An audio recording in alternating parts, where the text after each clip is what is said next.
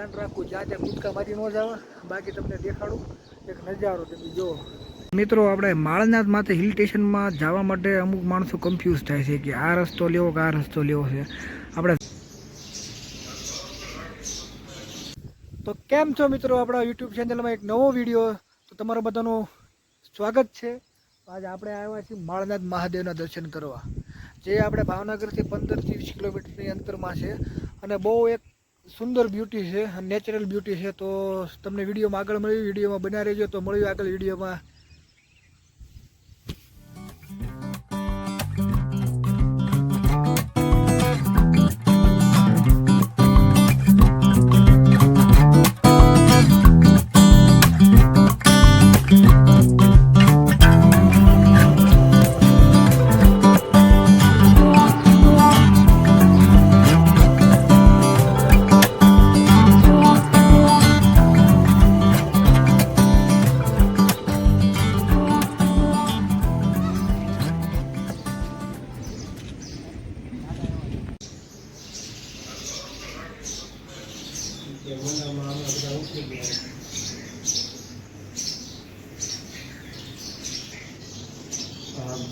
મહાદેવ મંદિર સ્વયંભૂ શિવલિંગ છે. આજથી 600-650 વર્ષ પહેલાં અહીંયા જીરમબેટમાંથી એક સુરભી નામની ગાય ચડવા આવતી વિકસે ઘણી. અહીંયા તેમાંથી એક સુરભી નામની ગાય ત્યાં રાત પર નથી. પછી ઘણીકને ખબર પડી કે આ ગાય કેમ દૂધ નથી આપતી, કોણ જોઈ નથી. એની પાછળ એની જે ગોવા રાખે છે એને તપાસ કરવા મોકલી. બીજા દિવસે ગોવા ગાયની પાછળ આવ્યો અને રાતના ઉપર ગાયને વર્ષ કીધું.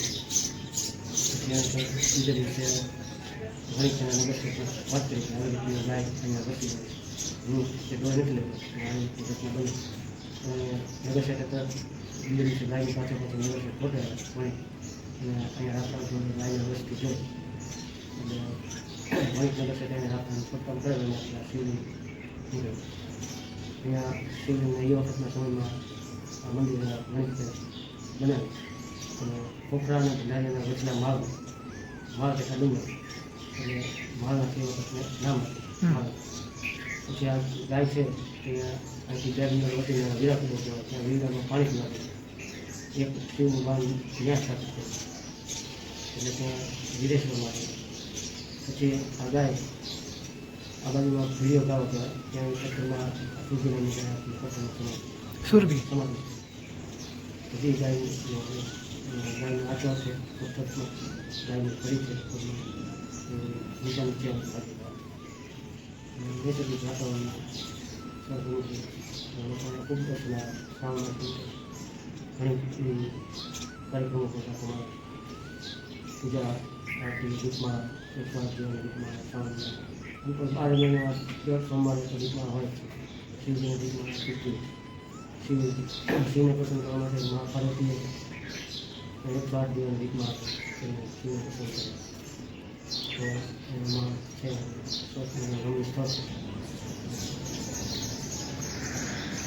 તમે બાપુશ્રીએ તમને જણાવ્યું એ પ્રમાણે આપણે અહીંયા ભોળાનાથ પ્રસન્ન થયેલા, અને એ પ્રમાણે ભોળાનાથનો આપણે અહીંયા ચમત્કાર છે.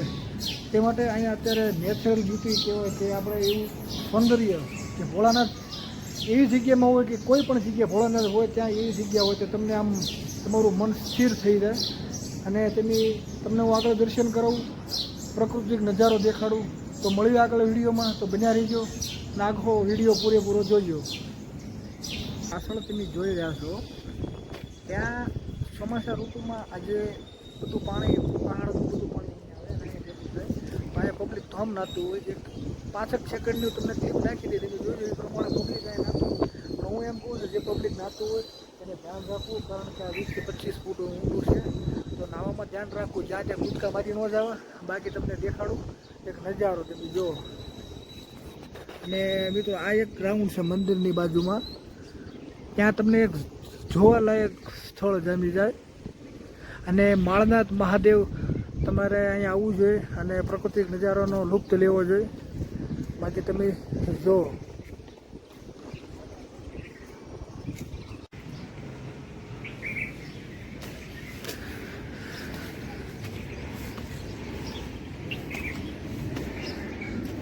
આ ઇન્ટ્રેક્શન વાંચી લેજો.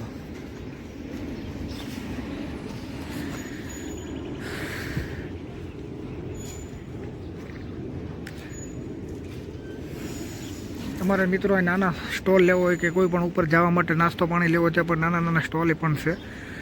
હવે આ ઉપર જવા માટે કોઈ દાદરો છે નહીં, તમારે જાતે ચડવાનું. ચડવા માટે તમારે પોતે રિસ્ક લેવાનું. એ ચડવા માટે મિત્રો ધ્યાન રાખવું ખાસ કરી, કારણ કે દાદરા છે નહીં.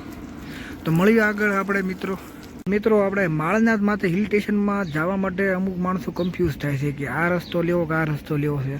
આપણે જાણ્યા મુજબ કહેવામાં આવે છે કે ચોમાસાની ઋતુમાં આ રસ્તો સ્લીપરી થઈ જાય છે. આમાં મહેરબાની કરીને ચડવું નહીં, તમે કોઈ પણ પડી શકો. જાણે મેં હમણાં 2 સભ્ય જોયા બહુ પડ્યા છે. તમારે બને ત્યાં સુધી અહીંથી હાલવા. અને અમે આજથી 6 મહિના પહેલાં આવ્યા હતા, અમે પણ પડ્યા હતા. ઘણી વખતે વિડીયો કાંઈ નહોતા બનાવ્યા, પણ અહીંથી તમે ચડશો જો કે આ જે ઝાડ છે ને એ યાદ રાખવાનું તમારે. આ જે ઝાડ છે ને ત્યાંથી તમારે નહીં ચડવાનું, કારણ કે એને ચઢાવ આવે અને ઊંચો ઢાળ આવે. અને આવી ઇન્ફોર્મેશન આપવા હાટું જ તે આ વિડીયો બનાવી છે અને તમને જાણ કરવી છે. ત્યાં ક્યાંથી આવનારા સમયમાં તમે આવો તો આવા રસ્તા ચૂઝ કરજો અને હાલજો, બરાબર. તો મળ્યું છે આપણે આગળ વિડીયોમાં મિત્રો. તો મિત્રો આ રસ્તો સારો છે, જોકે અમે ઘણા સમય પહેલાં આવ્યા હતા એ રસ્તે આવ્યા હતા એટલે એ રસ્તામાં ન ચડાણું, પણ આ રસ્તો બહુ સારો છે. પણ અમુક આવે ને આવી ગંદકી કરી નાખે. જુઓ તમે આવું બધું તમારે ઘરે લેતા જતો અહીંયા શું કામ નાખો ભાઈ? આવી બ્યુટી છે, આવી બ્યુટી બગડે. કાંઈ આવે નહીં, કાં આવું ખવાય નહીં, ઘેરે ખાઈ ન હોય. બરાબર ને ભાઈ? કોમેન્ટમાં જણાવજો સાચું ખોટું. થોડોક સ્વાસ્થ્ય સડે ભાઈ, આપણે હાફી જઈ. બરાબર, થોડુંક આમે વેટ લોસ કરવાનું છે, શરીર બહુ છે. હાફી જઈ તો બોલવામાં કેવર આવે તમને, એમ કે આ શું બોલે ક્યારેક સમજાય નહીં. તો અમને દેખાડું આમ જુઓ.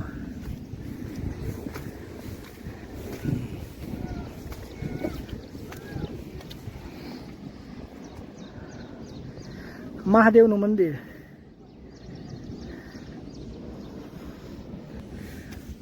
આ પર્વતમાળા છે એક, જે કે ઉપર મોટી મોટી પવન ચક્કી મૂકીને એમાં એના હિસાબે 4 ચાંદ લાગી ગયા. એવા મસ્ત છે. અને આવનારા સમયમાં આપણે બહુ મસ્ત વિડીયો લાવવાના છીએ. એમની ભાઈને સપોર્ટ કરજો. મહેનત તમારી હાટી કરો. આ બધી બે ભાઈ થાકી ગયા. ટ્રેક છે થોડોક લાંબો, એટલે નાના છોકરાઓ બને ત્યાં સુધી ઓછા લાવવા તો થોડાક 6-7 વર્ષના છોકરા લાવવા. બાકી 5 વર્ષની અંદરના છોકરાને અહીં હકાળીને કે ચડી ન લાવે. તમે પણ થાકી જાઓ, છોકરા પણ થાકી જાય અને તમે હેરાન થાવ એ અલગ. એટલે ટ્રેક થોડોક લાંબો છે અને ચડાવવાળો છે, ધ્યાન રાખીને હાલવું. પણ આ રસ્તો થોડોક ડિફિકલ્ટ નથી, ઓલો રસ્તો બહુ ડિફિકલ્ટ છે.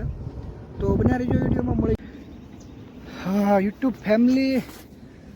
તો ફાઇનલી આવી ગયું છે હવે કાંઠો આવી ગયો છે. તો આપણે હવે રસ્તા ઉપર આવી ગયા.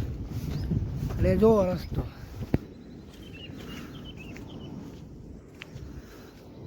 મળી જાય આપણે આગળ સામે. બન્યા રહી ગયો. તો મિત્રો આ ચડ્યા પછીનો નજારો.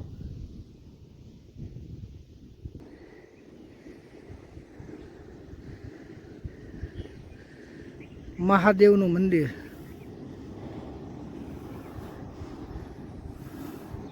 નજારો. અને અહીંયા તો શું છે, બીજું કાંઈ છે નહીં, તમારે નેચરલ વ્યૂ છે.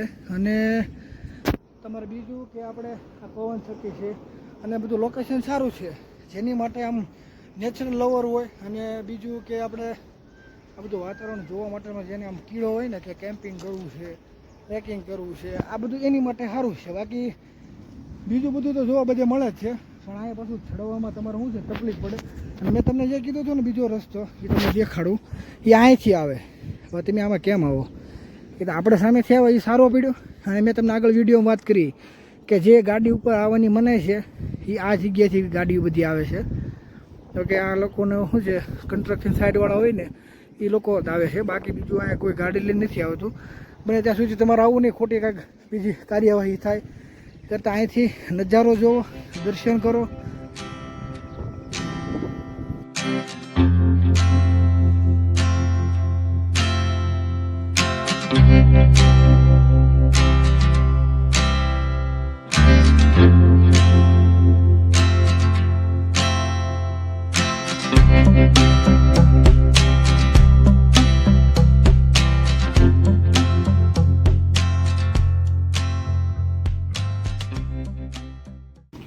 એટલે મિત્રો આપણે હવે જાવી જઈએ નીચે અને નીચે ઉતરીને આપણે મળવી. હર હર બહાદુર મિત્રો, આજે આપણે વિડીયોનો એન્ડ કર્યો છે. તો નવા વિડીયોમાં મળીશું આપણે.